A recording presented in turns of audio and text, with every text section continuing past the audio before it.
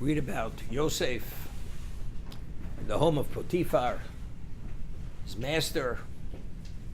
He was a minister in Paro's court, and because Potiphar appreciated Yosef's ability, all his business affairs he gave over to Yosef to be the equivalent, as is referred to, Moshe B'chalo.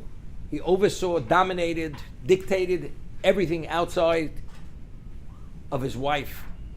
And the Torah concludes, Yosef yifei soar v'yifei mare. Yosef was beautiful in appearance and in his facial features.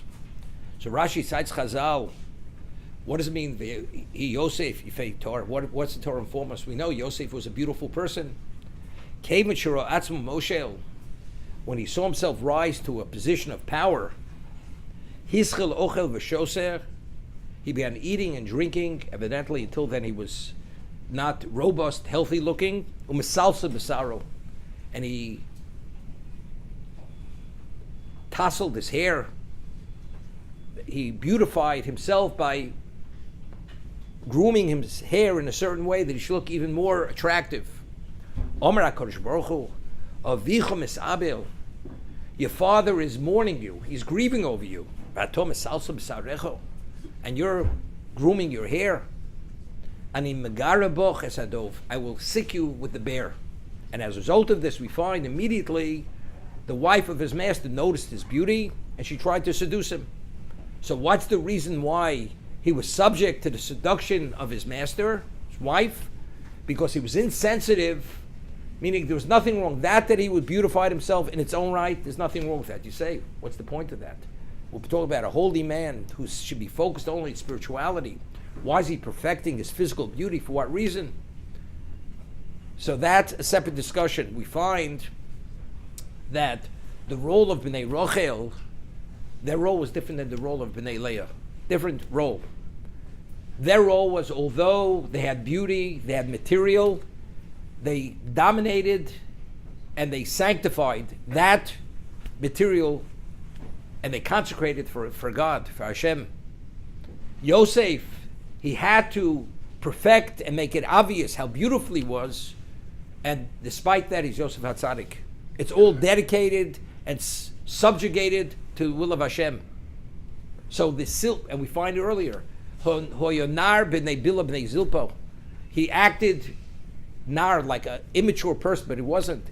So Rashi over there says also he was beautifying himself. Hoyomasalsa b'saro. Because again, B'nai Rochel, they are the ones who dominate the material, the physical. So to appreciate who they are in terms of beauty, physicality, despite that, the Kulal Hashem, the consecrated for God. But here, what the Torah is saying, but Hashem says, it's not the time now. Avicho misabel olecho, your father is grieving, mourning over you.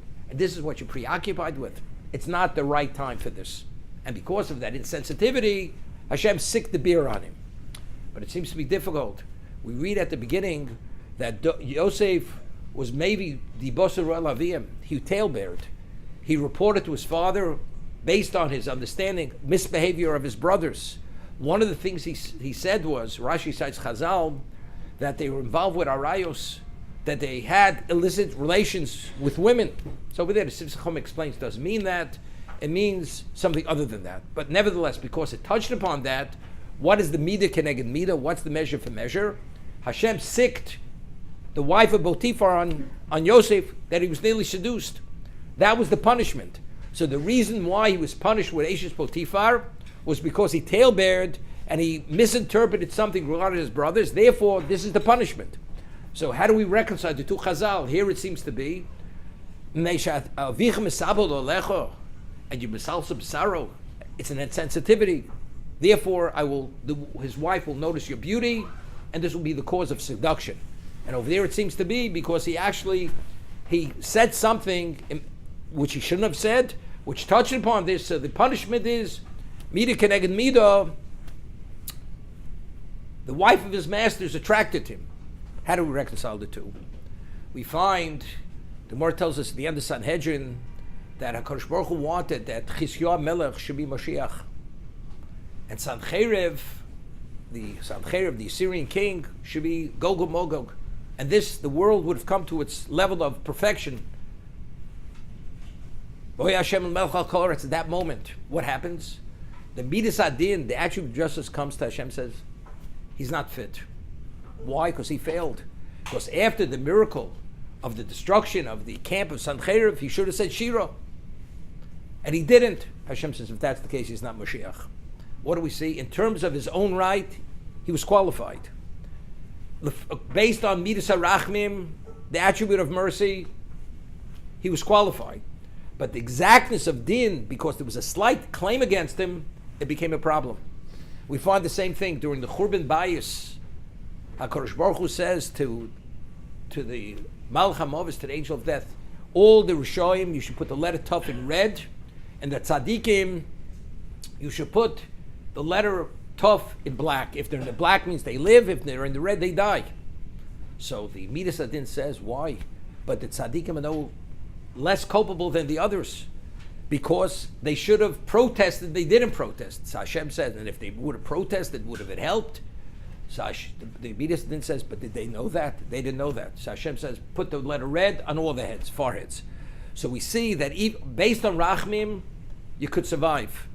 But the attribute of justice, it's so exacting that if it's not perfect, there's a claim. Yosef in his own right, in terms of what he did nothing wrong. Did nothing wrong. And factually, there was a claim against him. The claim, you shouldn't have said what you said about your brothers. You deserve that the master's wife should notice you. But based on Midas HaRachmim, you could make, there's no question he did tshuva. When he was sold, he did tshuva. But it wasn't sufficient. There's still a trace of whatever it is. There's a claim against you.